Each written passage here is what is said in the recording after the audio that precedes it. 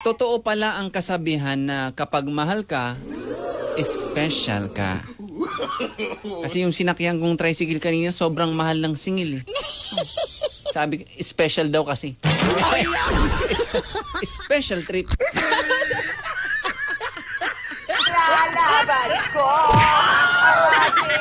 Yes, ilaban mo yung pangarap mo sa buhay. This is a reminder na i-push mo lang. Ilaban mo lang yung pangarap mo. Kahit parang imposible pa sa ngayon. You will get there. May nagtanong sa akin, ba't ang chill-chill mo lang?